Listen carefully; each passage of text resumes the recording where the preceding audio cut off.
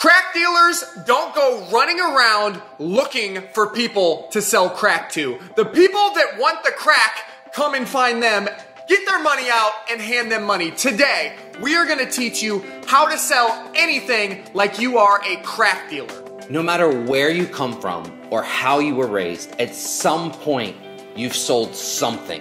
Whether you're selling an actual product or service, or someone else's product, or maybe someone else's service, or maybe even just selling yourself for an interview, or selling yourself to try to get a hot date with this girl or guy you're trying to go out with. What if you had an exact formula, a button that you could press and sell anything to anyone at any time? Honestly, we've been selling to you this entire time. If you're still watching this, we grabbed your attention and we accomplished the first part of what we're trying to do. Step one is the hook. Remember at the beginning of this video, about 1 minute ago, I said this: crack dealers don't go out looking for people to sell crack to.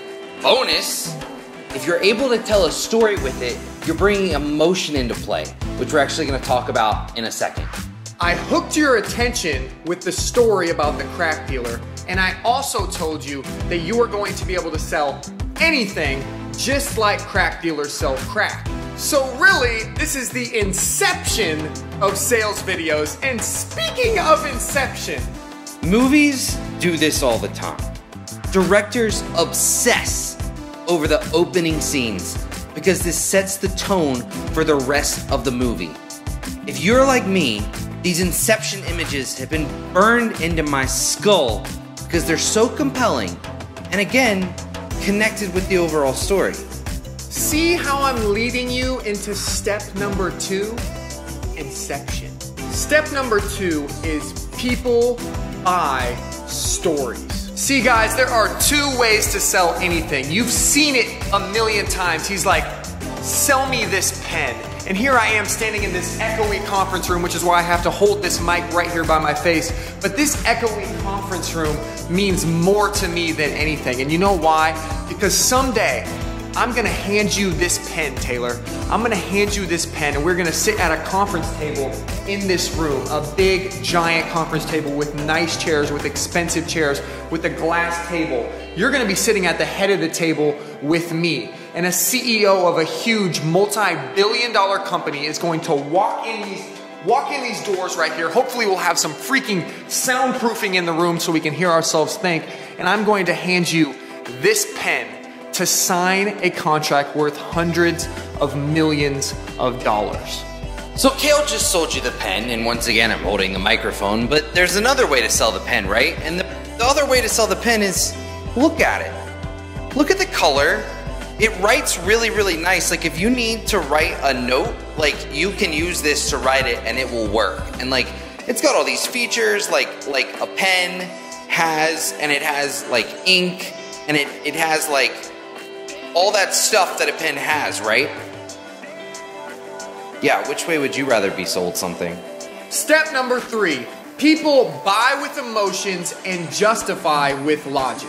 My man Taylor was going to buy a new car. I told him, bro, get the cheaper version. You don't need all those extra features. Save the money.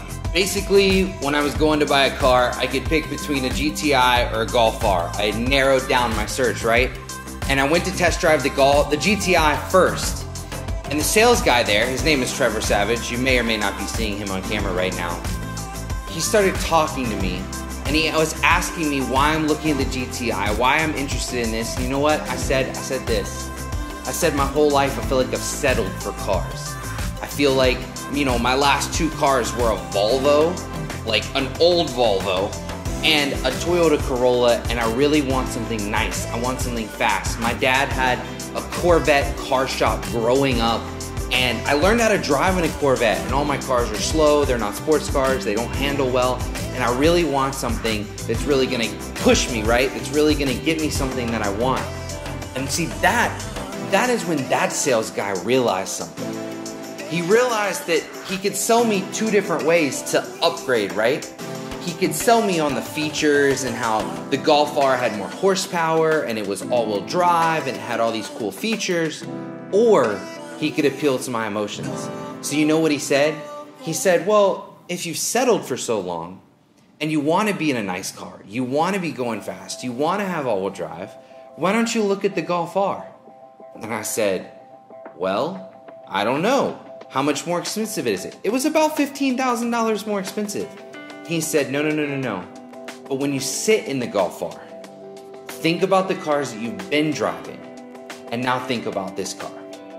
I sat in it, I talked to my wife, I talked to Kale, I said, guys, I want the Golf R, and both of them told me no. Logically, it doesn't make sense to buy the Golf R, you need to buy the GTI. Save the money, it's you know, it has these features, but you don't necessarily need those, and I said, no, you know what? I do need them, and he sold me. Step number 4. People don't buy their way into something, they buy their way out of something. Your success as a salesman is directly proportional to your ability to solve your customer's biggest problem. Take 9 University, our Amazon FBA course, for example. We know what we're talking about, and we're providing a solution to a problem. Specifically, one of the biggest problems that people have with selling on Amazon is pay-per-click advertising. People know that we have one of the best, if not the best, pay-per-click advertising strategy for Amazon, so they come to us for the solution. I wish I could tell you that I use hypnosis and all of these different tactics to get people to purchase our product, but guess what, guys? They need a solution, we have the solution, and they come to us. Step number 5 is your pitch. Please, please, please keep it simple. Don't try to sell more than one thing at a time. Your audience is busy and distracted, and you need to get in and get out. There's this famous jam study. How many of you guys like jam?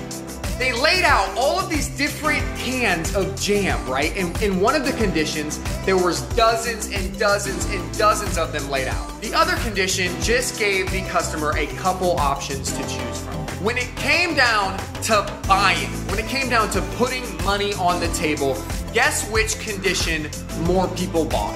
30% of people who saw the small amount of choices ended up buying. Only 3% of people who saw the huge majority of choices ended up buying. That's literally 10 times more people buying the product when they had fewer choices. Keep it simple. So here's our call to action. Here is our pitch to you. If you got value out of this video, hit the like button. And if you hit the like button, share it.